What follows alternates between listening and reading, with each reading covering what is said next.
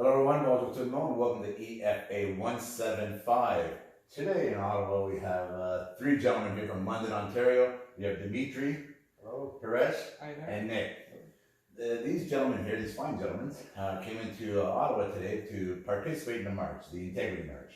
And this is it's about gun. It's about gun ownership and honorable, respectful gun ownership. And I want to go and I asked you guys today, Demetre and I go back over a decade now, probably, right? Demetre and I go back in the professional clinical space. He's a pedorthist by training, by education, by training. You're also a trained trainer. You're also a businessman, entrepreneur. You are part of the integral part of the fabric of London, Ontario, right? As a businessman, that's to understand. I've known you, like I said, for well over a decade, and every time I've known you're a hard worker, very hands-on. You're known as a mentor in the industry, and you have a very professional demeanor to yourself. And again, I've known you professionally, and I've known you outside of the professional office, and I have a lot of respect for you, right? Thank you. And I asked you when I knew you were coming here, and I asked you let's have a conversation, an organic conversation on guns. I've never been a gun owner. I don't own a gun. And the reason why I asked you, and Paresh and Nick, and I want this to be an organic conversation, and the reason why I asked them to do this today is because me, myself, and I speak personally, and in my 54 years on this earth, and I look at any single soul that I know personally, professionally, family, and every single one of them that owns a firearm of any type, professionals, members of societies, people that participate, people that give back, people that are the integral fabric of their Canada, US, and around the world. And when I look at all the laws, and I look at the struggles of you guys pay taxes, right? And just before I get into the nuts and bolts here, Paresh and Nick and Demetre, just give me a bit about yourselves, and then who you are, family man, businessman, life, whatever. And then that's why I want to go into, and I want you to educate us, right? And in conversation and where we are today when you look at what's happening in this nation, in Canada. We're talking about Canada here, but it's affecting the world. And a lot of this mindset, as we all saw with COVID, there's a huge synchronization. And what's happening in one nation, it could be in Australia, it could be in England, seems to be happening in ours, right? You can just replace the name of the person and the name of the city, it's the exact same situation. And this is what I want to talk about today. So Demetre, Paresh, and then start with Demetre. Tell about yourself. That's broad. Where do I start? Yeah, I was born and raised in London, been around Ontario doing work as well as you and I have been in the medical community or the allied health community. I own several businesses. Small, nothing large. Deep into the firearms, I'm proud to be born with a firearm in my hand through my father, through hunting, being an outdoorsman. I recently, in the last few years, got into competitive pistol shooting, which deepened my understanding with the firearms laws and things like that. That's where I met Paresh and Nick, and that's what brought me here today to Ottawa in the March. Very nice. Very nice. And Paresh? So, I'm a businessman in London, Ontario. I own a great Canadian bagel. It's a franchise. I've owned it for about 21 years. Very nice. So my true bagels. So my true definition, people ask me, who are you, where you're from? So my true definition is I'm an East Indian by heritage, African by birth, and Canadian by choice. Very nice. That is my true definition. You guys felt that, and I know you did because I felt it. I felt it's nice. It's a nice flavor you just gave it. Exactly, because I am here by choice, because I love the country, and as a society, I love this place. Canada has been nothing, but it has an amazing society. Barring the government and all that, which happens everywhere in the world, right? But democratically, we are a safe, sound society as a whole. Yeah, absolutely, a very caring society. Care, absolutely. Giving. Very, right? Very. And we saw with COVID how much we participate. We are a participating society. We do follow governance. Even though you might think we don't, if you look at statistically and data, we do follow governance. Right? We respect our laws. We follow rules. Correct, we follow rules. Today at the march, it was very amazing that, we had, I'd have to say, a little over 2,000 people.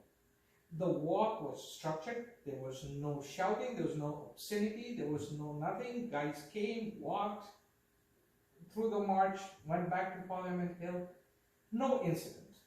No shouting, no Nothing amusement. You know, it was a very, like, it was a typical Canadian protest where, please, we are protesting against this. Thank you. We're sorry that we're protesting, but we are protesting. Exactly. So what Paresh is saying right now, and I really want to get, and I want to start on that. Right, so Nick, tell me about yourself, and I want to tie back in because this is why this podcast is happening. And Nick, do you want to? Yeah, I'm born and raised London, Ontario. I met these guys through shooting. It's the only reason why I know these people. I met some of the best people I know from shooting sports. I'm just a working man, automotive service technician. Been there 18 years, and I work to shoot and fish and whatever I need to do. And I quite enjoy the sport. And the people around me are great. You know, and you're listening to three gentlemen here, right? And give your ages, for example. 43. I'm 51. 51. 36. 36, right? I'm 54. Look at the age difference, right? You're almost 20 years span if you look at the age in between us. And then what you said a moment ago, Paresh, about walking downtown, you went down Wellington Street by Parliament and etc. in Ottawa here, and you said you were organized and it was professional. That's who you are. Absolutely. Right? So whether I take you as individuals, or the three of you right here, or 2,000 of you, you are still the same businessman. You still have a reputation to maintain as a person, as a father, as a member of society, just part of your DNA as people, right? And when you look at gun ownership in this country, and correct me if I'm wrong, and I'm not a gun owner, right? But what I do know, my 27 years of government and governance, when you look at regulations and enforcement and going to courts and that kind of stuff, I understand the laws very well. And when I look at regulatory laws and everything that's going on in this country, to get a gun in this country, it's not impossible, but there's a process. Absolutely. And a very stringent process. And long process. So, and people that have guns legally in this country under governance and rules and regulations have to meet certain criteria, correct? Absolutely. And a criminal, if they went through, they're going through the RCMP process and everything, right? So for the most part, they naturally filter out the people that should not have guns. Do you agree? Absolutely. Yes. So you individuals have guns, correct? Right. You bought them legally. Yes. You went through the system. You met all their criteria. Yeah. Then they changed the law. Overnight. Overnight. Okay. Arbitrarily. Yes. Okay. Arbitrarily they changed the law. And then when they changed that law, because of what transpired in Canada, right? It was Nova Scotia, I believe. Correct. Yeah. Correct. And with that, they came up with this law, and by definition, they define all these firearms, and all these firearms now you guys are in limbo, and then that limbo is if you own these firearms, and I'm going to get into who owns these firearms in Canada in a moment, but you own these firearms, but these firearms are identified, and right now you're allowed to hold on to them. Yes. You can't sell them, correct? You can't distribute them, trade them, or nothing. Can't use them. We can export them You can export them. to certain countries now. Now we just found that out. Again, we can get into that after. Yeah, absolutely. And you can't, what did you say, Nick? You can't use them. You can't use them. So you can't use them, you can't whatever. But you bought them legally, right? And you're not a criminal, correct? So you exactly. So you legally bought these weapons under Canadian laws, meeting Canadian laws and rules and regulations. And I'm going to talk to collectors out here. Well, if you're collecting cars right now, or if you're collecting plates, displays, or you're collecting jewelry or watches, whatever you collect, guitars, it doesn't matter, underwater basket weaving, whatever you collect, imagine the law came out and identified every single one of your type of cars or every single type of watches, and they put them on the list, and all of a sudden they made them illegal. You bought them legally, your hard-earned money, your training, etc. And then we're going to talk about law enforcement out there. A lot of the people in law enforcement, and I know that for a fact, a lot of them own guns themselves, right? So in martial arts, when I used to train, and when I was in corrections, and the hand-to-hand combat and chemical munition, etc., that I took that into my personal life also, right? Because you want to take care of, you continue your training. Whatever I do professionally as my job, I also did in my personal life, right? So you said a mechanic by trade, correct? You, in your personal life, you also take care of your being, absolutely, right? So like gun owners, police officers that work with law enforcement, that work with firearms, have firearms also in their personal life.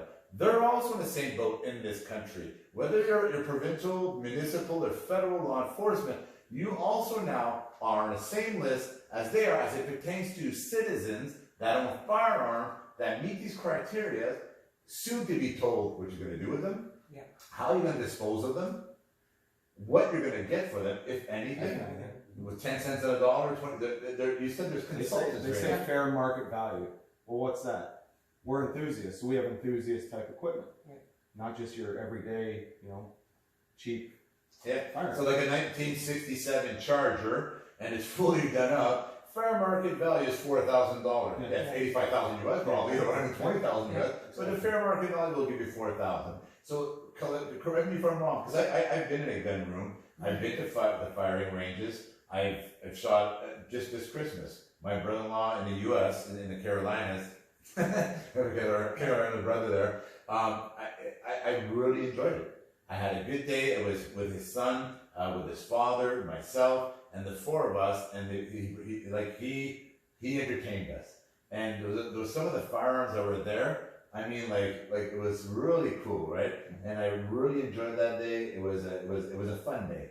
I taught a skill. I was taught a skill, right? And it's a skill, right? Whether it's archery in the Olympics, right? Whether it's a skill, and it's for hunting, for whichever, right? And so when I look at that, and I look at you guys as individuals, and your hobby is that, right? That's something you enjoy in life. No different than fishing, no different than running, no different than yoga. It's something you, as your DNA, enjoy in life, and you attain legally, responsibly, by meeting everything, and now you were instantly, overnight, arbitrarily, almost made a criminal. Right? Borderline. You're stained. You own something right now that's identified. And this is what I want you to explain to me, like today, this March, and explain to me, if you were going to talk to them and educate people, I want to get into that, because it's a lot of things I know, I've learned that's really interesting, and I want to get into the nuts and bolts here. And 50% of my audience are women, right? 52% of so I have a really even split here, men and women, and I have the youth are also listening to me. And if I'm going to educate, because a lot of times we're going to look at politicians. They do things for votes. They do things to appease the people. And those, if you were to remember, equality for all is about knowledge, training, and experience.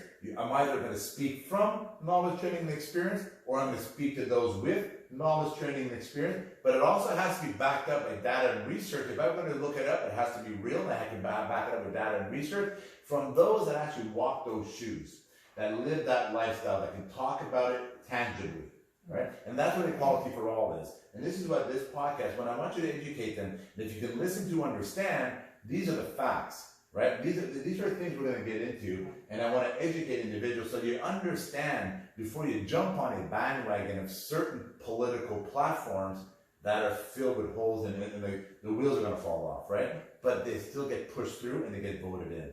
And that's what's sad in this country. Right now, if you look at it across sea to sea, the people that have the weapons are not these weapons. The weapons that are used in crimes and drugs and et cetera in the big cities and the urban cities and that stuff are illegal weapons, right? And a lot of these, the Nova Scotia case, correct me if I'm wrong, I don't even think they've identified all the weaponry or everything he had, did they? Because I think there's still very gray, a lot of that information out there. And why? But if we're in Canada and if they were obtained legally, right, we would have all that information, wouldn't we? Yeah, absolutely. It would come out in a second if they knew. That's my point. So because and people will say, and why do you think they don't want guns? The government, the system. You can speculate. On that. Oh, speculate. Do you want to go back to? We can go back to Mao. We can go back to Chavez. We can go back to Castro. Why did they not want their citizens armed? Control. In my opinion, control.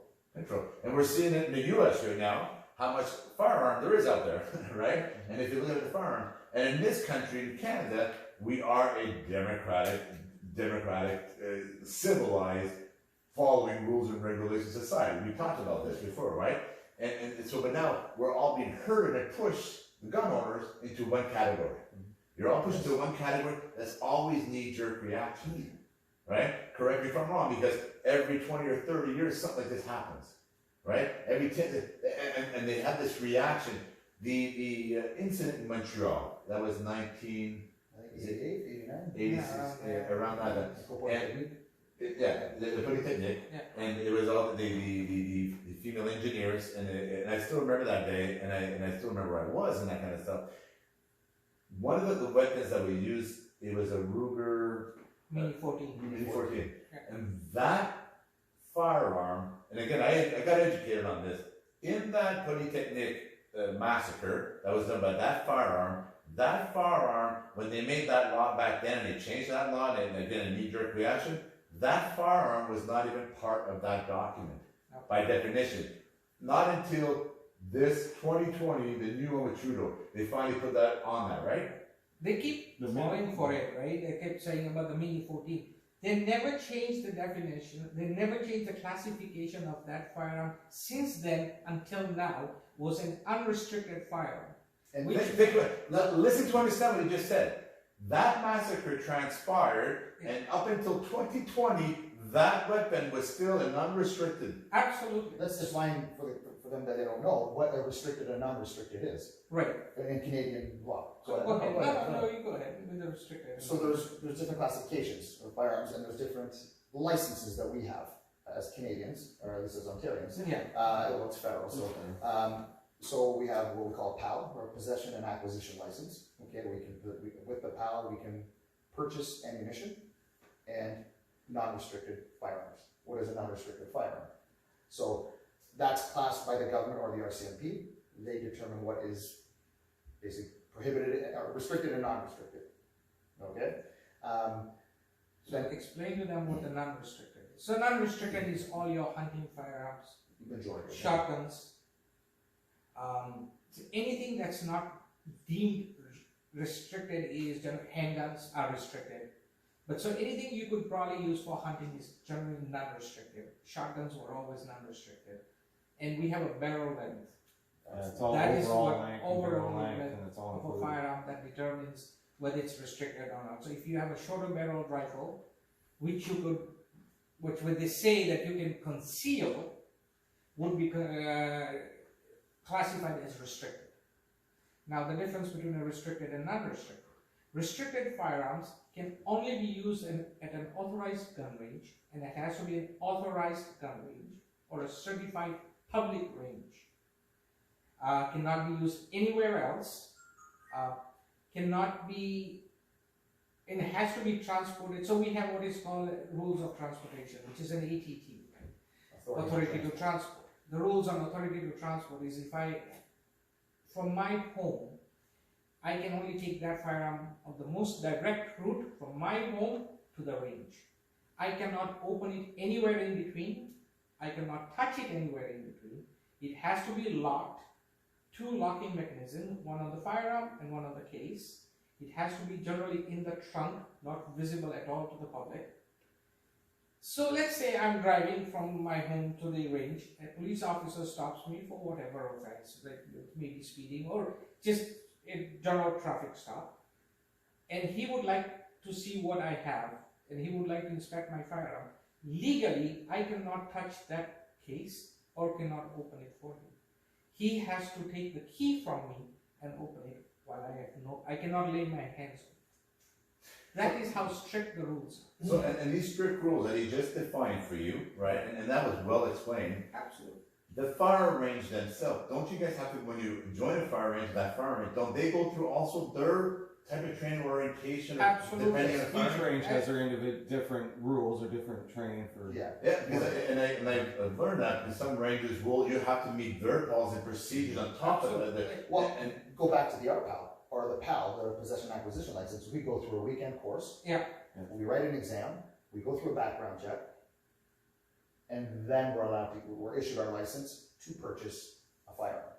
So let's educate again now. So to purchase a non-restricted firearm, whoever has a PAL can go into a gun store, an authorized gun store, and purchase that firearm. Okay, as a non-restricted, like a hunting gun, the shotgun that Paresh was talking about. Now, let's say I have my RPAL, my restricted possession and acquisition license. I have to go to a store, a gun store, a legal gun store, and I can't just go hand the money and take that gun, that firearm, and go home for restricted. We have to apply. So now we have the ability to purchase a restricted firearm, but we still have to apply for it. So I'll go to the store and say, I want this pistol for competition. They write up the paperwork. They send that to the RCMP, or the Chief Firearms Officer. That goes through a review. They go through our background. They basically clean our background right out, and then they determine if we're, I don't say worthy, of now purchasing that firearm. Then we get a certificate in the mail saying you have the certificate. You can go back to the gun shop and take that firearm home.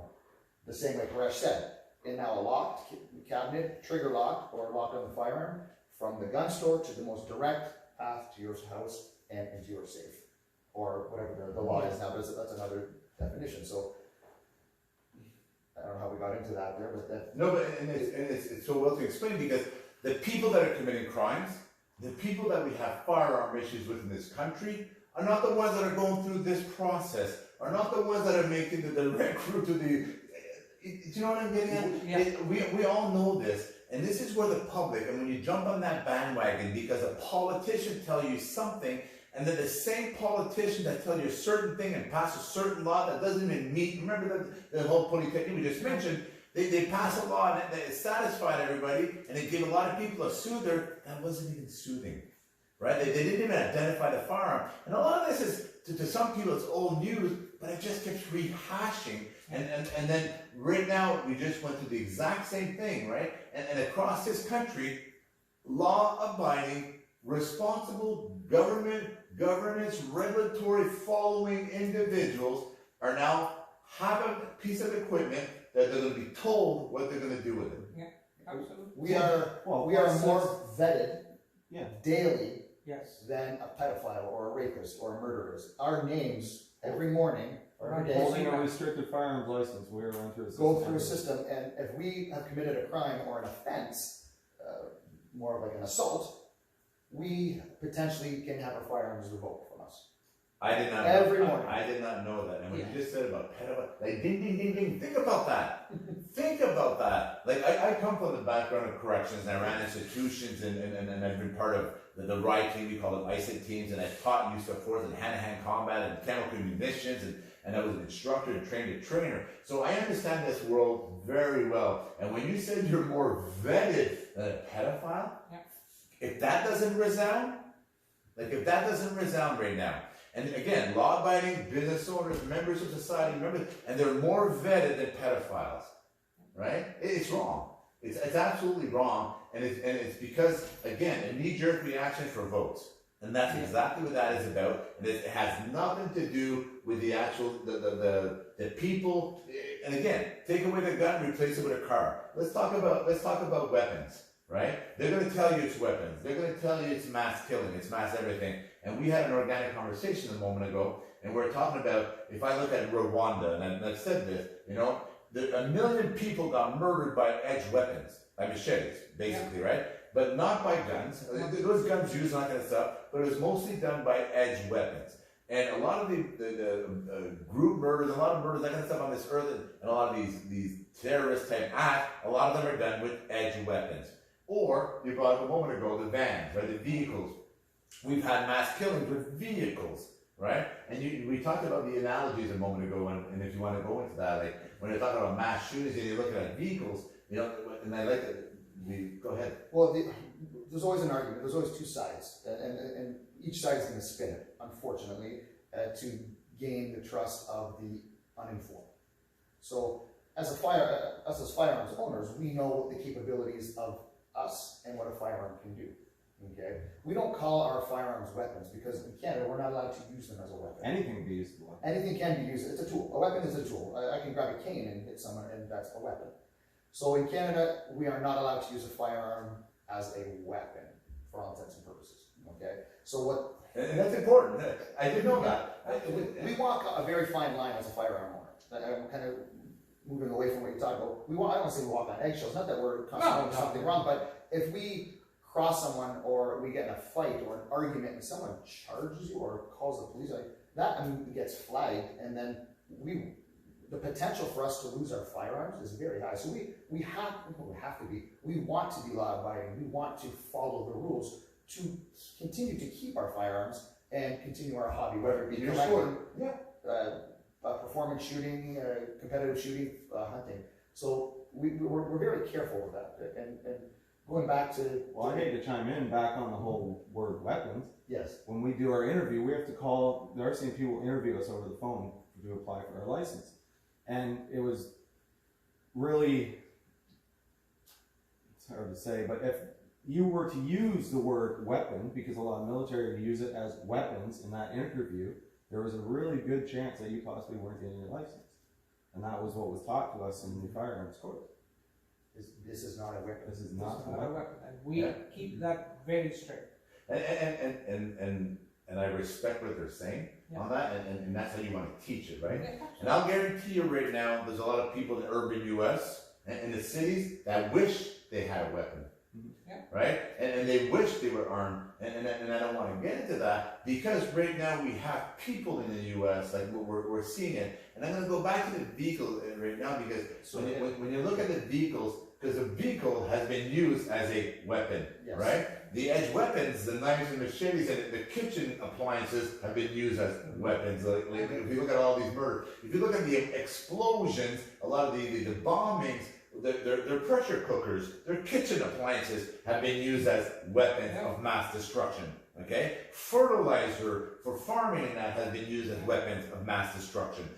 Nails in hardware stores have been used as weapons of mass destruction. I can keep going on here. So when you're looking at the word weapon, right, from your kitchen appliances to your everyday vehicles to your agriculture products have been used as weapons. And I'll answer your question. I won't stray this time. So going back to the analogy for as an automobile can be used as a weapon. So what the spin is, and I'm going to go back to the CBC and a media that's heavily, I hate to use the left and right and comment, but statistically more left, let's just say that. And there's a lot more to it. But a left-leaning media or someone in that ilk, if you will say, well, an automobile was not built to kill people.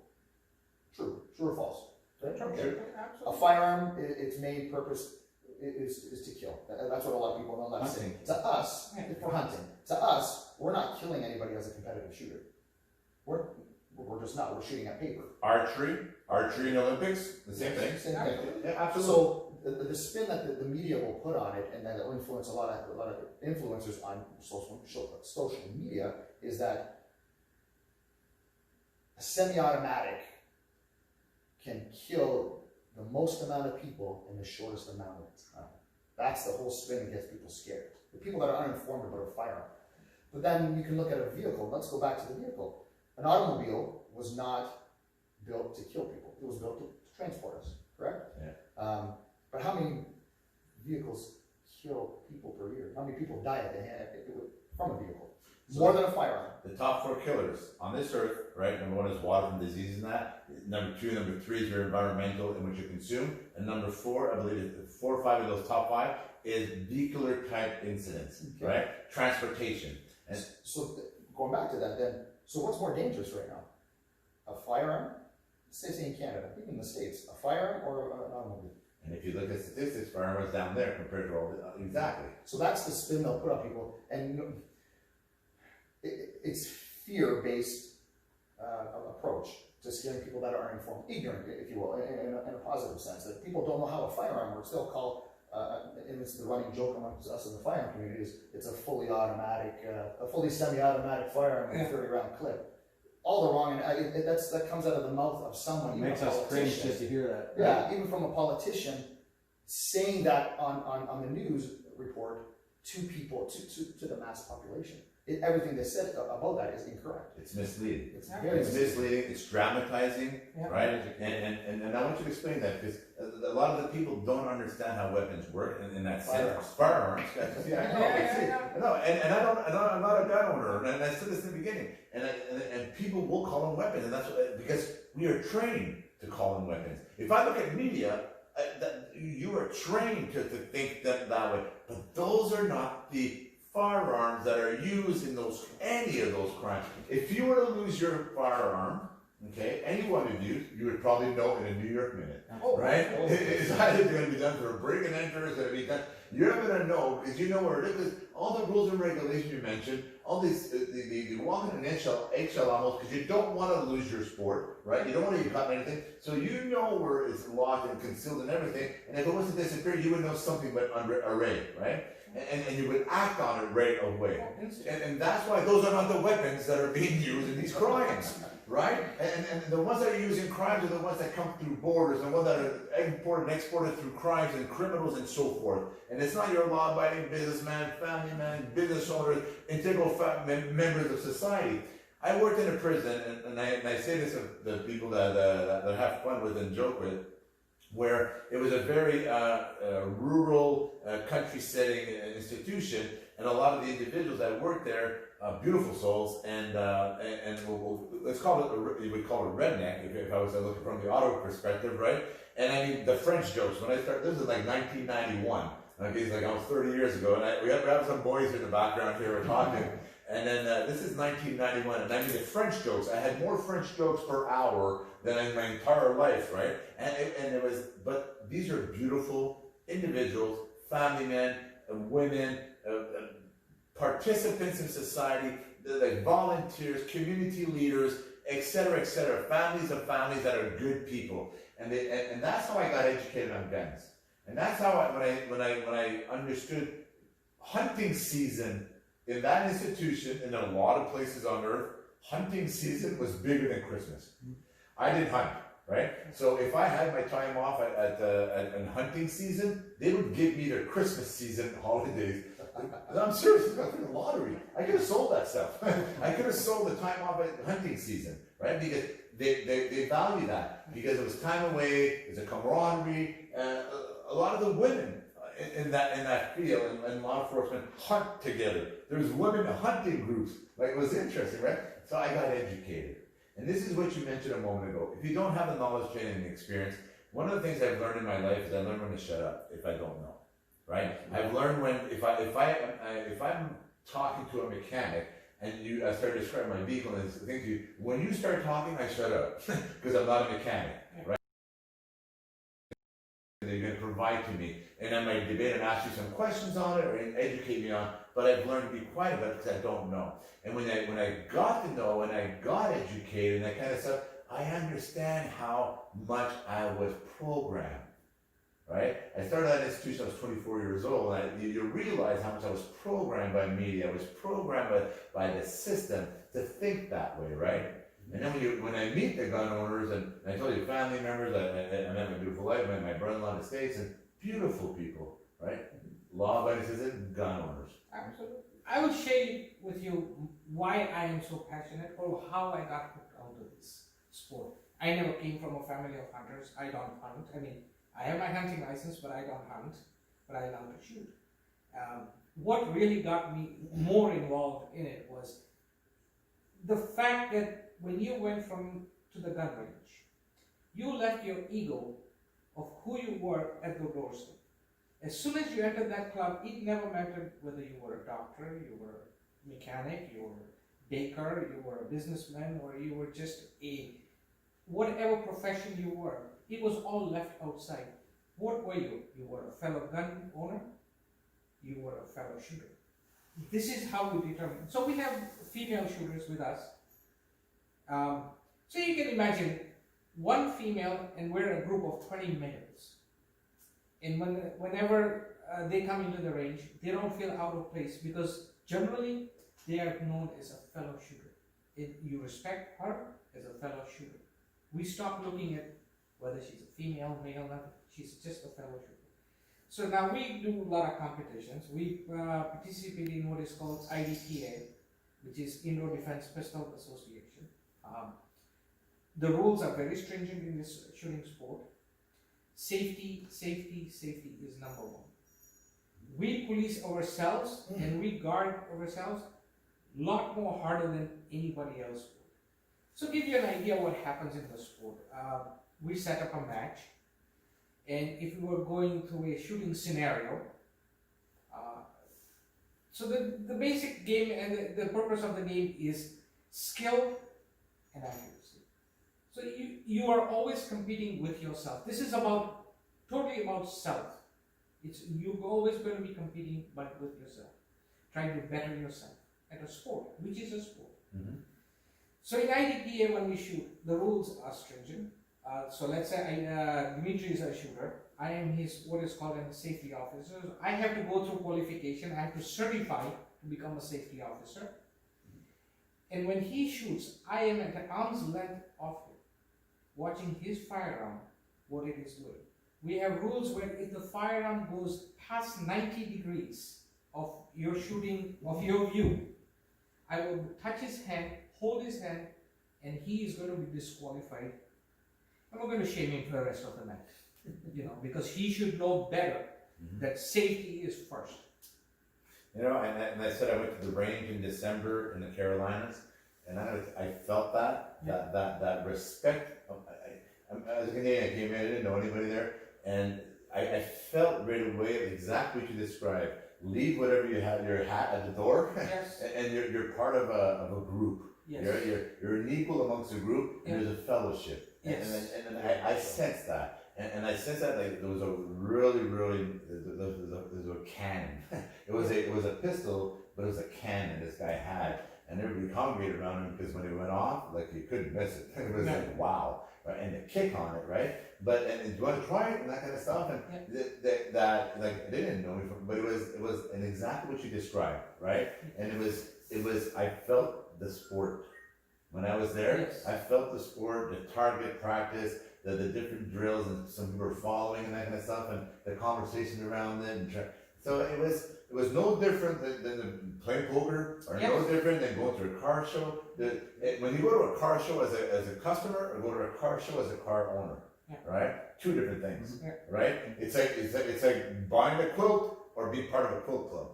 Like ladies and men out there, once you know something, right, and through knowledge, training, and experience, and you can speak from that. And I'm going to go back to the firearms being removed, right? That's a possibility now in this country, correct? Absolutely. There will come a time that somebody's going to come down with a hammer, and they're going to say, "This is what you're going to do with these weapons." Right? Firearms. Sorry. See, sorry about that. But the firearms, and that's how they're correcting me, right? Soon I'm gonna get. So the firearm, when they start, again, I said a moment ago, a lot of those individuals that own those types of firearms are law enforcement themselves, right? They are in that field. Absolutely. Will they go and because they're registered? Yeah, absolutely. That's sad, because imagine you're going to get 10 cents on the dollar on something, you're going to have to get it removed or taken away from you, or... That wasn't for sale in the first place. No, I like that, but it wasn't for sale, right? It's yours. Somebody dictated to you that you're going to sell your collection, whatever collection it is, you're going to sell it, and you're going to sell it at a price I'm going to tell you, right? And I'm going to make it law. And a lot of those are going to be law enforcement themselves, enforcing something they can't stand. Right? And will there be a possibility that a lot of these people that are law enforcement that will find ways not to give up their collections? Right? Because if you look at it, I'm telling you that there's going to be a lot of animosity on this for individuals that should not be stained. There's a stain there because you own this type of firearm. If I can build off of that there. So remember we talked about the restricted firearms versus the non-restricted. Okay, so that list that came out, there was a lot of non-restricted firearms that were on there. These are not shotguns. Yeah. So and they keep updating it. Well, they keep adding daily, or say weekly or monthly, more firearms onto there without telling us. There's no notice that goes out from the CFO or the RCMP saying, "Oh, by the way, Paresh and Nick, these 6 guns we just added." So let me ask you something. Once they flip that switch, right? And that's how it happens. Just flip the switch tomorrow morning. This is COVID-19, and this is what you're going to do. So once they flip that switch, they tell you. Do they know that every single one of those firearms, the addresses and everything, correct? The restricted ones, yes. The restricted Yeah, the ones. restricted yes. ones. And the non-restricted ones, They have no idea. They have no idea. It could be sold 5 times over. I could have sold it to Paresh could have sold it to Nick. so how many of those non-restricted ones are on that list compared to what the percentage wise? Is it 60, 40, 50, 50? The list started as 1,500 firearms. I can't go through all of them. Yeah. So I have There's these some- 1,500. There's a lot in Canada. 1500, 1500. It The started. first one. The first list. That's the first list. And just to add on to that first How list. many of those are restricted? That back to I couldn't read the Well, whole okay, Right, right. so the shooting, the initial restriction was on AR-15s. Correct, and it broke it down by manufacturer and mod. So that initial 1,500 was, let's say majority was restricted. It was more the AR-15, So can you the explain to assault rifle. people what AR stands for first? Because this is the biggest Okay, so- misconception out there. AR, I don't know if you know, it stands for Armalite, not assault rifle. You see that? See, I'm glad because I thought it was assault rifle. No. See, and So what back, Armalite is a manufacturer. Exactly. See, Armalite. back to the terminology, and it seems to be a thing every day now that we hear, and it's starting to become normal. We don't use assault rifle. Assault's an action, it's not an object. You can assault with anything. As we talked about. And that's what really aggravates us a lot too, because when the police officers have the same AR-15 platform firearms, but when they use it and they have it, it's called a patrol rifle. Patrol carbine. Patrol carbine. It's the same thing, but just Yeah. now. Yeah, I like what Nick said right there about the assault. You can assault with anything, right? If you look at today's laws and regulations and world police, that we see that the world is covered with it now. Like everybody's a police officer, everybody's law enforcement, everybody's a sheriff, right? Every assault, you raising your voice at your co-worker, your child is assault now. Yes. Right? So and now. And you're right when you look at that way. And this is where that whole frustrating part of it, right? The assault rifle, again, most people think that's what it is. Yeah. Right? They've used the I thought that's what it terminology is. so loosely and every time that The people. media does. The media The does. media does, the politicians do, Yeah. right? The dramatization. You know, and I look at if you look at what's going on in the US right now, and Floyd, the situation, the death of the gentleman with the law enforcement, right? And you look at George Floyd, and you look at the death. What transpired there? Since then, there's been a hell of a lot more deaths, right? On all sides, on all counts, and murders and beatings and everything. And then before that and during that, there was tons of deaths and all that stuff, right? But that one there, you know, when you look at the ceiling, it was more dramatized maybe because the officers captured face. You can see right in his eyes. You can hear his voice, George Floyd. You can hear him talking. The video captured it's so dramatized, but it's also we're gonna take the drama, but it's also not an agenda, but a perfect timing. Yes. Right? So it was a perfect timing for what's going on right now for certain groups. And they prepared a battle. The same thing happened in Nova Scotia. Nova Scotia, what transpired there, it was tragic. And we have politicians that are just waiting in the background to jump on something. And there's groups out there waiting in the background that don't want you to have firearm, regardless of who you are, because of control. Because they don't want firearms and people, and you just mentioned that whole unrestricted, they don't want any of that. They want you to go and recycle at 10 cents on a dollar, whichever it's going to be, because what they use is this sad, tragic situation.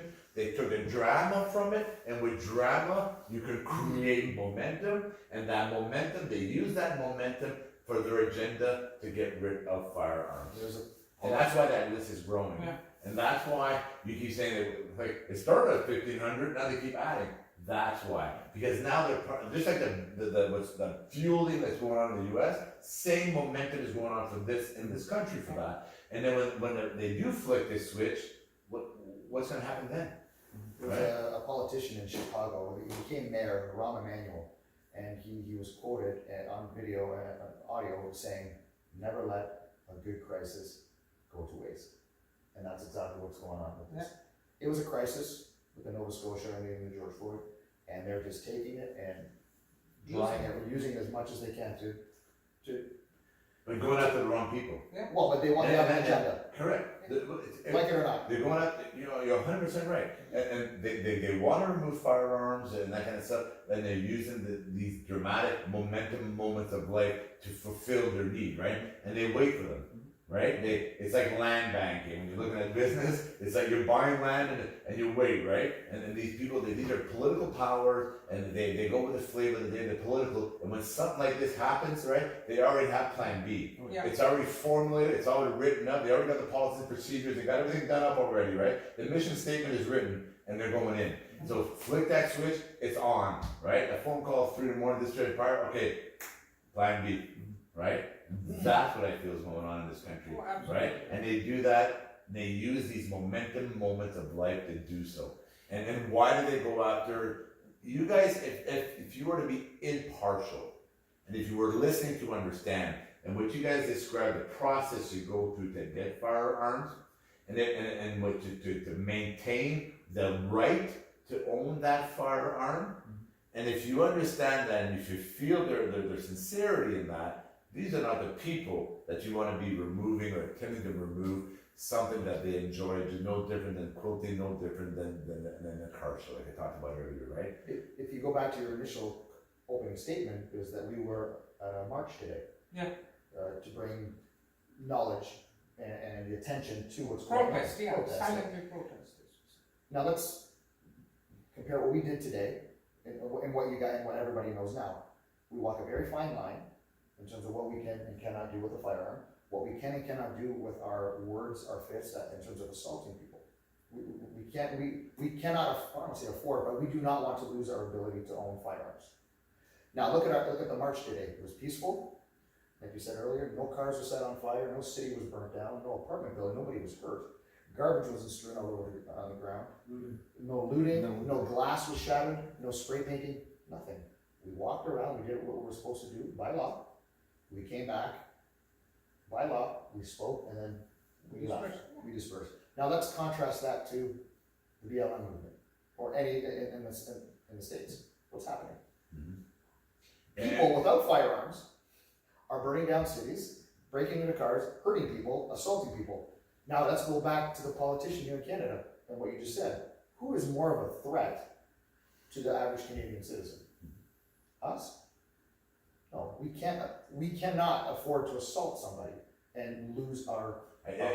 Listen to what he's saying here, right? They have so much fear of losing an ability of doing something they enjoy, they will do 10 times, make sure that you walk the line, the thin white line, right? You will make sure that. And when you're talking about the BLM movement, all that stuff that's going on in the US, what's interesting about that is a lot of those things that are happening are in those mindset societies or cities, that kind of stuff, that are against firearm owners. The people that are against firearm owners, that everything you guys described here, and the fine line you're walking on to maintain that, is hated by that mindset, the ones that are burning buildings, flipping cars, murdering and killing, because somebody got killed. Right? Let's treat racism with more racism. Right? And we saw that with Trudeau right now in this country, right? And I don't want to get political here, but right now the political party that's at hand, that have made this decision, is that party, right? Is that government. And they're the ones that put that 1,500 firearms on there, and they keep adding to it. And they're the ones that stained you, right? And correct me if I'm wrong, and this is what I was informed of, which I did not know, but I believe Mr. Trudeau, Justin Trudeau, the Prime Minister, was an avid hunter or hunted himself, right? So you how can you walk that path and speak against it, right? When you fully know what the rules. When you ought or should know, right? And it'd be like me. Like I love fasting. Like I'm speaking against it, or advocating against it, or fighting against it, right? Or putting sticks in your wheel just so that I could appease this, right? If I could appease this, whether it's more money, more power, more control, longer in politics, right? So, and that's why when I hear that, I'm like, well, he's a hunter himself. Like, come on, right? A lot of the hunters as well, though, cause us problems because they also get into the problem, but who needs a firearm like that? Yeah, who needs a fire? Who needs an AR? Yeah. I just need my shotgun to go hunting. I'm on both sides. I hunt and I competitive shoot as well. So There is those people that There are do those hunt people that say that- we don't need them as well. So our community, as a firearms community, I don't want to say it's split, but there is a bit of a rift. So a lot of hunters will say, oh, I'm not going to go to a protest, I'm not going to worry, I'm not going to online vote because they're not going to take my hunting guns away. Well, now look what's happened. A The lot AR of is just the shotguns, start. the start was the AR-15, and now it's trickled down to bolt action, lever action, shotguns are now deemed prohibited. And I'm gonna speak to the hunters out there right now, about hanging with your own and supporting your own. And if you look at the principle of unions, right, and that this is news to me about the hunters now, because you're not firearms or target shooters or whatever, you're hunters and you won't support that. It's the same family. It's the same family, and you guys should band together, and you should vote together, and you should be united, because exactly what you just described when you were saying that, the first thought in my mind, they're gonna get pulled in, right? That you're because you're fragmented or you're not strong. Now your firearms are part of that list, right? And now, how does it feel, right? So you should have stood strong. Absolutely. And it's quiet. So a lot of these new firearms are being added on, the bolt action and that. We don't find out, again, from an official letter from the government. We find out through someone else doing deeper investigations on our behalf. So a lot of these hunters still don't know that their firearms are prohibited now. And you know how you get this information? Right here. But just like everything in the world right now, that a lot of the information, you're not going to get it from the sources that you should be getting it from. You're getting it through the sharing of personal people-to-people information. Well, back to that statement, May 1st was the deadline, and now those firearms are prohibited. Say you're a person that doesn't do social media. You don't watch the news. You don't read the papers. There's some people out there. Yeah. The only way I found out about this whole thing is Facebook. They didn't send me a letter allowing me to know that May 1st is the deadline. So if I were to just continue on my life the way it was, and I took my firearm to the range May 2nd, I would be in trouble. Our letters came out about I got mine 3 weeks later. 3 weeks later, we got an official letter saying your AR or of these firearms that are on the 1,500 firearms on this list, you own 2 of No, them. you didn't get that till months later. Till months So later. I just got mine like last month. But Oh, wow. originally the first letter came out 3-4 weeks after. So I'm going to put on my regulatory hat, right? I'm going to put it on. You ought or should know better. How dare you, Nick, not know? And I'm telling you, that's how the law works. The ignorance of the law is not an excuse. The ignorance of the law is not an excuse, and I'm going to tell you that. I'm going to tell you that I used to be an enforcement type officer, and today, and the business that I run, that you have to be IBM. You have to be data from Star Trek to know everything. And even the people in those positions, you will call their departments, they won't know. I deal with governance type departments on every given day, and sometimes I'll go by 4, 5, 6 people before they give me the answers because they don't know, right? But you just said you found out through Facebook, not an official letter which you should have received, right? But if something was to happen, you're still going to lose. No, you'll guarantee you'll lose. And because the system will say you ought or should have known, and ignorance of the law is not. So this is this is why these podcasts are important. This is why this information is important to pass out, and this is why I wanted to have this podcast, right? Because when I knew you were coming, and I know you as a person, and I actually looked it up. When you told me about that, you're coming to Ottawa, I looked it up, and I found a lot of there's some really good groups out there that advocate strongly for you guys, and it's some of them are podcasts, some of the radios, and that kind of stuff, and those that put it together. I was impressed, you know what I mean? Well spoken, right? Members of society, integral fabrics of our society, such yourselves, and that's why it's like how much of everything are you going to take from us, right? Like just because you don't see the strings doesn't mean they're not there, right? And that's a line I heard from actually a Netflix series, and I loved it. And it's because we're being controlled like puppets, right? And you're gonna tell you know that little stick thing they walk around the puppets? Well, just because you don't see the string doesn't mean they're not there. and this control they're doing and taking away everything and putting you on a list and you're gonna do, like, in this country, you need a license for everything. Yes. Literally, Yes. right? But they can still have babies right now. There's people that should not have babies, but they can still have babies, right? But everything else, you need a license for every, like, think about that. Take a marriage license. What for? Yeah, You gotta pay for it, right? yeah. Paresh was mentioning there about personal property. Yes. So we were at the march. There was a lot of signs that were up there just saying, so and so politician's a crook, is a criminal, whatever. But his main concern, which should be all of our concerns, even you as a non-firearms owner, is our property rights are being affected with this. Our property is being potentially taken from us. If it starts here, where does it end? And we'll go back to the automobile. Do automobiles need to go faster than 120 kilometers an hour? Do they need more than 100 horsepower? Yeah. Just you have the means to buy a Corvette. Why do you need it? Why do we need it? So How dare you want a nice fast car? So A motorcycle, it's a big bullet. let's go back to the non-firearms owner. What if you got a letter in the mail saying you have 3 vehicles? Let's say you own 2 vehicles. You have 2 vehicles. Both of them have over 400 horsepower. They go faster than 120 kilometers an hour. We deem those a threat because automobiles kill more people than anything else. You have 1 year to get rid of that car, or we'll give you market value for it. How would you feel? That's where we are right now. Yeah. And what Demetre's saying is the point is, just like that, you can get it removed.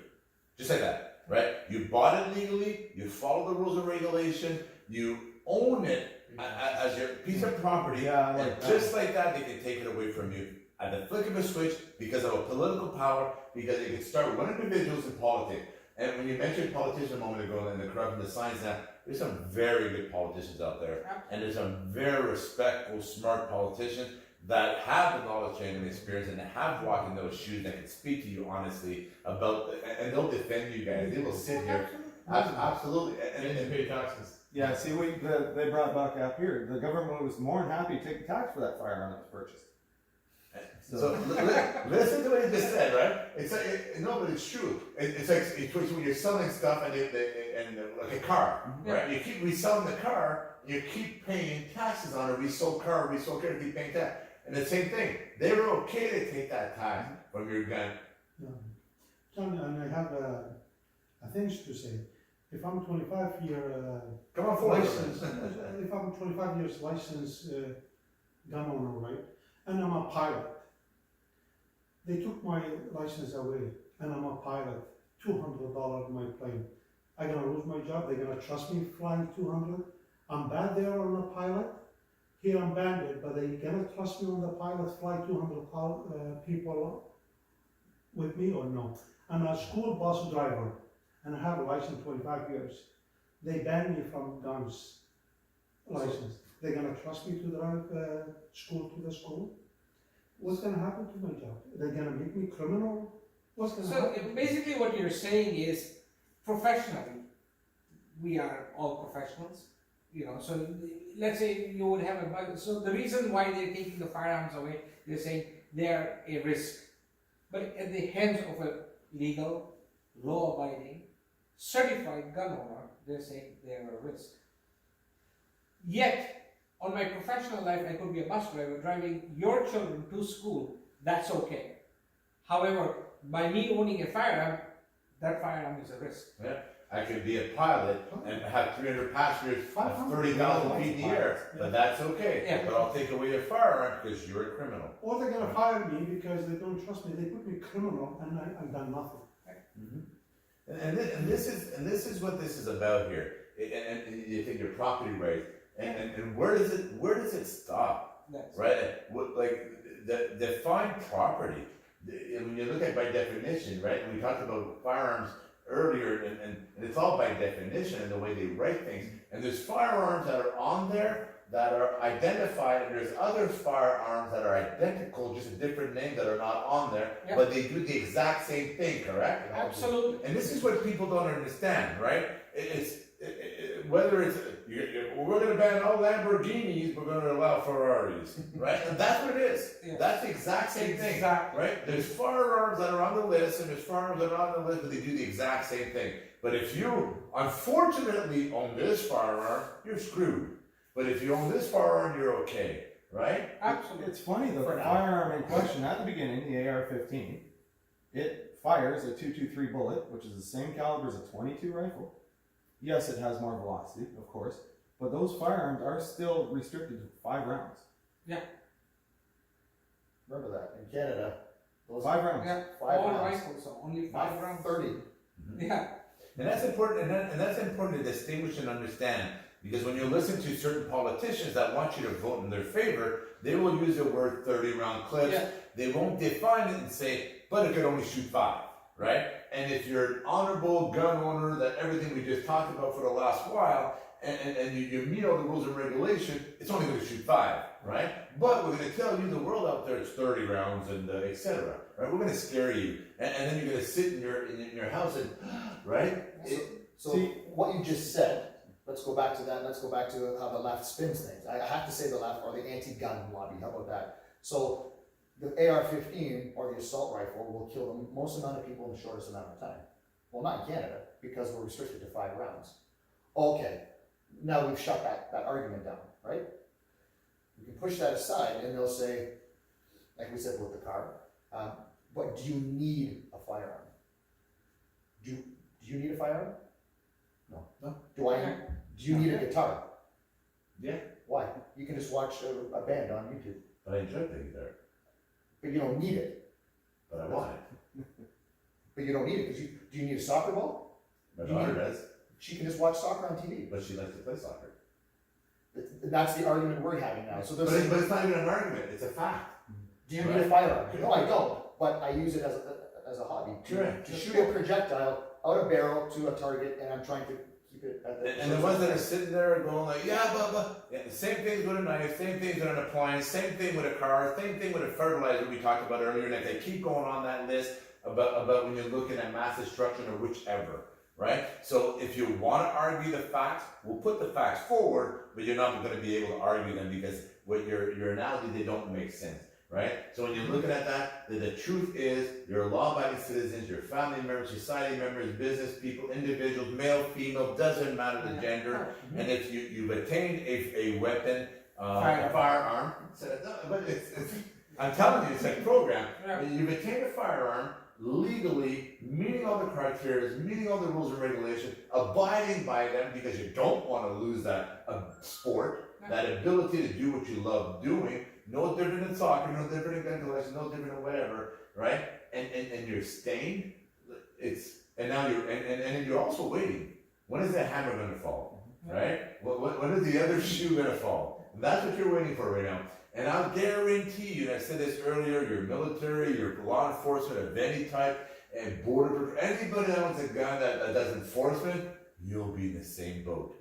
The same people enforcing it, and you're going to be in the same boat, and you're going to have your properties taken away from you also, right? And again, you talked about the restricted, the unrestricted, and all you the farmers and landowners, and like I'm on 4 acres, but there's farmers out there that have to take care of the livestock and the whole 9 yards and properties and so forth, and there's so you're going to lose it too. You're going to lose stuff that you own. It's going to be taken away from you because somebody in a political position made a decision to take it away from you, right?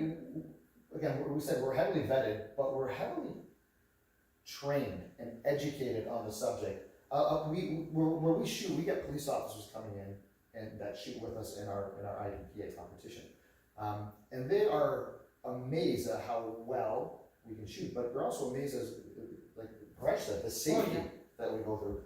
Police officers, again, this is an educational moment, do not necessarily have a PAL or an RPAL. They are certified through the government or through the governing body. So they cannot go out like us and purchase a firearm legally in Canada. They go through their own training as we do. If you can think about that, because everyone said, a lot of people say, oh, you don't need a firearm, I just want the police officers to have a firearm. We're just as trained, if not sometimes better trained than the regular beat police officer. And I'm going to support what Demetre's saying right now. When I was back in corrections, this is back in my Regional Correctional Treatment Center days, and there was a law enforcement officer, OPP, had walked in, and we were in the reception front area, in the secured area, locked in there, and he had an ASP baton. I was ASP trained. I was an ASP instructor and stuff. He hardly knew how to use his ASP baton. And he said they were just issued, but didn't have enough, they hardly had any training on it, right? An ASP baton, as an instructor, as an ASP instructor, a lot of the students, I'd be able to rip the baton out of their hands at the beginning and then strike them down with it, right? It is I'm going to call it a weapon, a baton, and that is like it's made to defend yourself and to control the situation, right? And when I look at that individual was not trained, they just was holstering it. So that's why I understood. I clicked what you said because I actually remember teaching him how to use it properly and how to arm and disarm, right? So it was very, and you're right. And then just because you're in that field, it doesn't mean they're trained, and it depends on the department, depends on everything. They go through their safety training and how to use a firearm, but after that, every year their qualifications to maintain their firearm Bingo. is. But that's why people in the field, and this is why I'm going to say, and I know this for a fact because back in my background in correction, those in the field that do it as a life-saving tool, like law enforcement, that's why they do it in personal life. They want to maintain that training. They want to maintain, and that's why they do that. That's the extra training. No different than when I always maintain my martial arts and that kind of stuff. Because when I was in that field, I needed to stay in shape. Why I lost a lot of weight again, because I felt myself at the 50s. I go, my God, where am I going here, right? So I got back into my who I was. Same thing, right? That's why these law enforcement officers go to these ranges and are part of these clubs and part of these communities and all that, because they want to maintain their training, because that is a tool that they use in their day-to-day operations, right? Their life depends on it. Absolutely. Their life and their partner's life and their community's life and it's a citizen's life. Yeah. I mean, we don't like to put the police down or law enforcement down. We're big supporters of them. Because, I mean, reality of it, and the fact is, they are there to protect. The defund people, Absolutely. listen to this. And okay, like, you want to defund something, you might want to downsize the certain mindsets and political lives out there. Yeah. But law enforcement is needed. Oh, absolutely. And this is what it is. When we all support police officers, we want them to train more. I mean, personally, it's all about training. I will share something with you, and I won't name the branch because it would be not fair. So I was approached by a specific branch of the police force, and their high-risk takedown team wanted to come train with me and my fellow shooters. And I agreed to it, and I let them come into the club, and we do a normal competition. We had about 20 shooters. They came and they shot with us. So we had 3 different stages, and what we do is we accumulate time on the 3 stages, and then there's an overall winner who won the competition. What it took this gentleman's time to shoot the first stage, my top 10 shooters shot the entire match in that time. So it took these guys around 45 seconds to shoot the first stage. It took my top 10 shooters less than that to shoot the entire 3 stages. At the end of the night, they were embarrassed and they never came back. I don't know why, and that just went to prove to us their training. Like, it just wasn't there. Like, there was no speed, there was no accuracy. Maybe they would react differently because they're mentally trained for different reasons. I'm not knocking them down. I think they would be fabulous police officers. But if we just came down to look at pure just shooting skills, it was non-existent. And remember, that's their tools to defend society, to defend communities, and etc. from all those illegal guns. And number 2, and law enforcement that is listening out there, and you said that they didn't come back, go back. Like, you want to be part of this. You want to be part of these communities and groups, because that is your day-to-day. Like, you're going to do this for 30 years, right? The law enforcement, you're looking at 25-year average, right? So for 25 years, if you're a young law enforcement or 10 years in or whatever, you're getting rusty, and you know you don't have the training, you want to be part of these clubs and these communities, because that's your day-to-day protection. And let's not take anything away from the police officers. No, absolutely not. No, it's the training. Yes.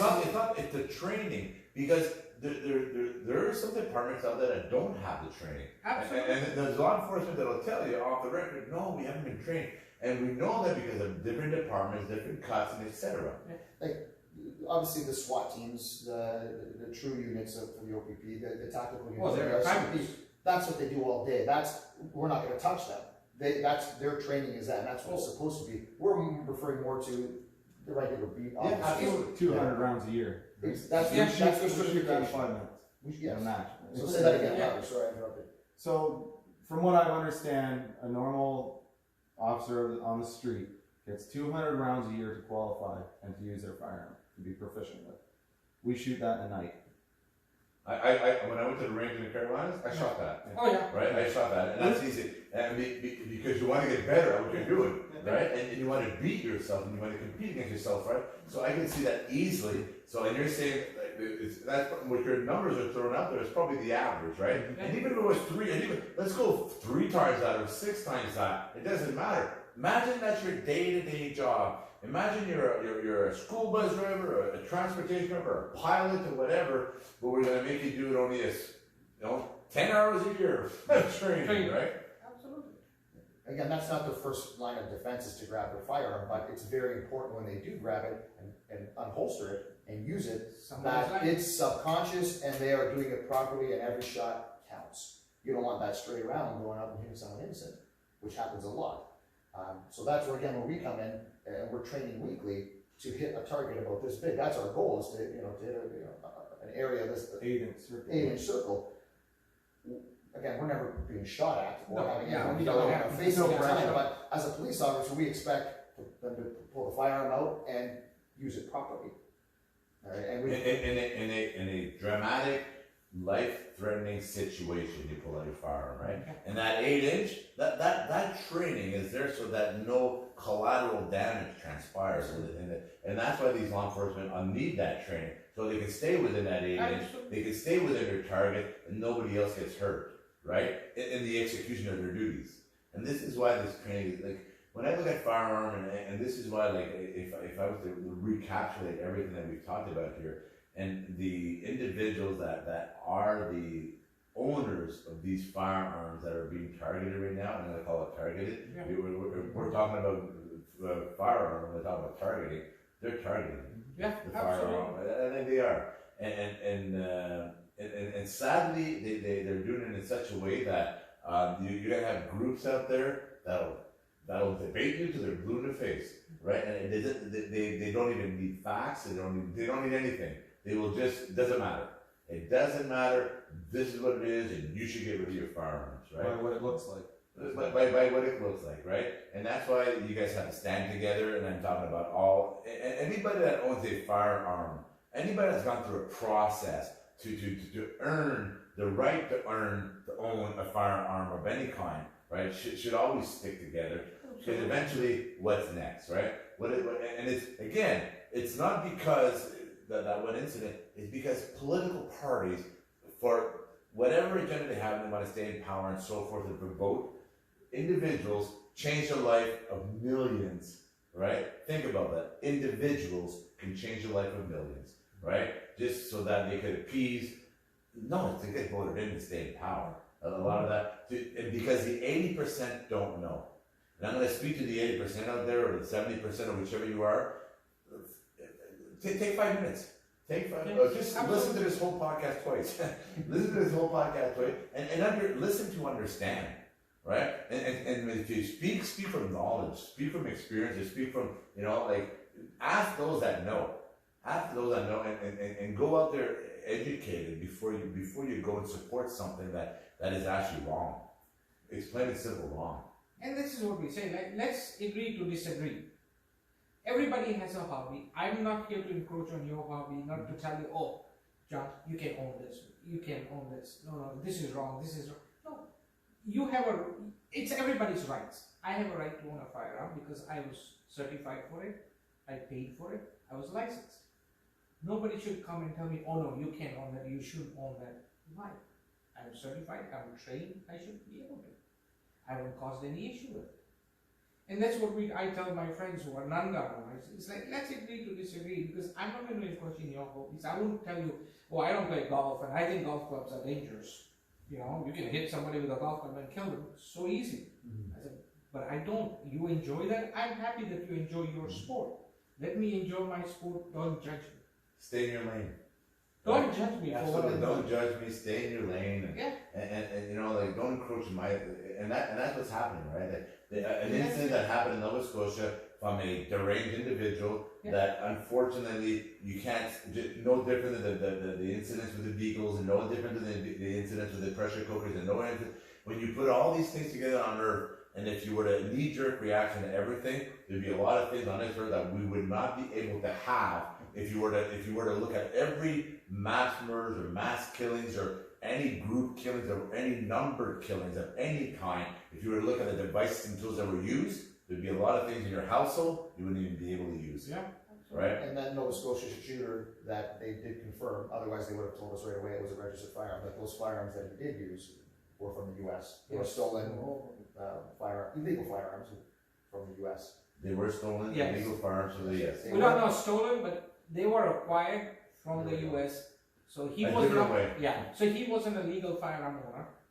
He had no. Okay, repeat it. He was not a legal Canadian firearm owner. No, he did not have a license. So he acquired those firearms from the States or from wherever, but he acquired them illegally. So they were not on the market. They bought them from the States. That's what they're saying. So he wasn't a legal firearms owner, and he's the one who caused it. If you would have put a sticker on somebody's forehead, you know, that's one right there.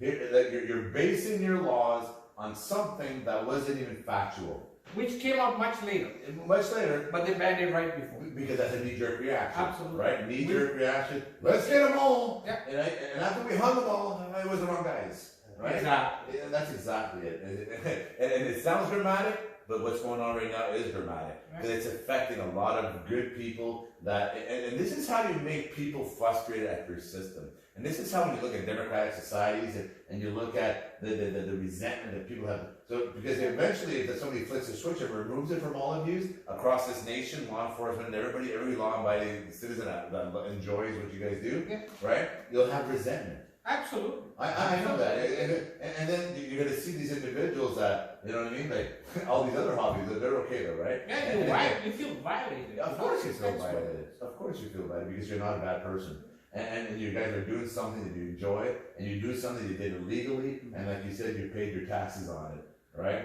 And now you're being affected because that's why you're here today. You left London to be here to support something that you guys enjoy.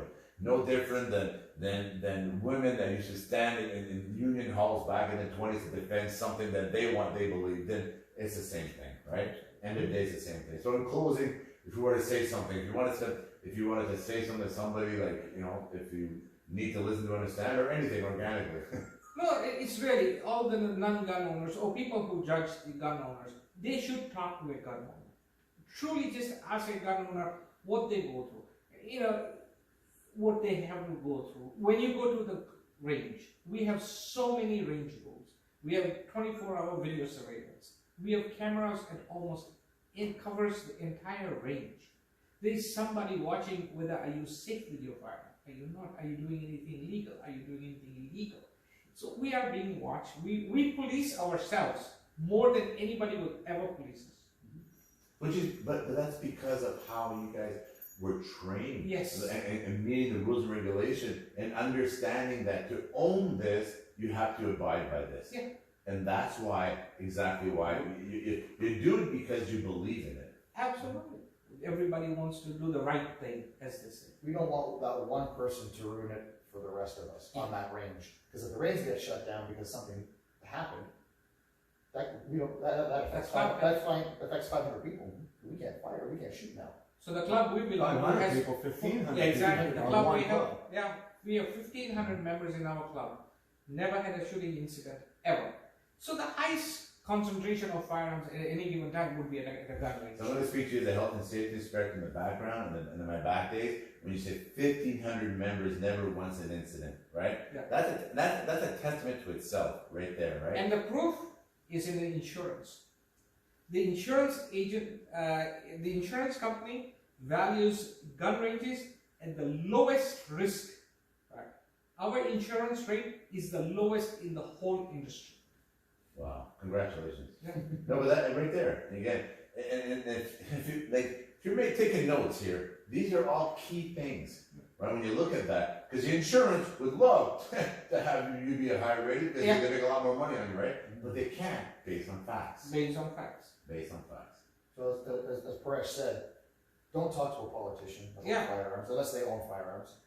Don't talk to a member of in the states, Congress. I guess the state's a little bit different, but your local mayors or councilmen or something. Talk to a firearm owner. The actual one. Don't assume that anybody, you as a PAL owner or a licensee, that you can just go into a gun shop and buy a gun. It's not that easy in Canada, and that's how the media makes it seem to be. Talk to a firearms owner. Ask the right questions. Ask any questions you want. Yeah. We're always willing to give information. We're always willing to help and set the record straight. We'll take you out shooting. Yeah, we'll Ask take us you to take you out shooting. shooting. Yeah. Actually, I will share one thing. One time I was asked by a friend that he was sitting on a committee with the union reps. So that we had 2 female union reps, and they were actually representing the Stinson Securities at that time, right? So this union rep, they didn't understand, they were against firearms, absolutely against. So he goes to me, he says, Paresh, would you please take them to the range one day and just see if they can change their mind or they can at least experience what it is. So I took this lady, there were 2 ladies, middle-aged, I have to say around the 30s age, married. And we went, and I assumed, I'm taking them first time, I'll give them a 22 caliber, which is, a very light shooting firearm, doesn't recoil at all or anything. So the lady shot for about 5 minutes, maybe around 30 rounds or 40 rounds. And then I had taken an AR-15, which is the Armalite Rifle 15, which is the gun that is banned, right? Which is banned right now. And I said, would you like to try that? And one of them looked at it and says, oh yeah. Believe it or not, I'm not lying. They shot 400 rounds out of those rifles because they loved them. They shot 400 and they would never touch a 22. They wouldn't even ask me to show them the 22. They said, no, that rifle's good enough. And they shot that rifle 400 rounds and they loved it. And guess what? They went and took their pals. And it's what you said, Nick, right? Come to the range. Yeah. Like in December, when I was there, I had a great time. I've never taken anyone that left unhappy. Yes. Yeah. Right? They had new appreciation for the sport, what we do. An understanding. Understanding. And appreciation. Yeah, It's a weird request when someone comes, hey man, do you that's what I ask, hey, do you shoot? Do you want to shoot? Do you hunt? It's a question I want to ask because some people are like, oh no, you know what? Yeah, I do. Get someone interested, and that's another person that's within our community that can back us. Like the power in numbers, right? So some people don't know they have the option. It's not about having numbers. It's having the society understand what it is. I don't want to get, they may have reasons not to get a ballot, which is absolutely okay. But at least now they've experienced and tried and they understand that, hey, it's not what I thought it was. That's all I want to do is somebody not to talk, but to experience. It's all about an experience.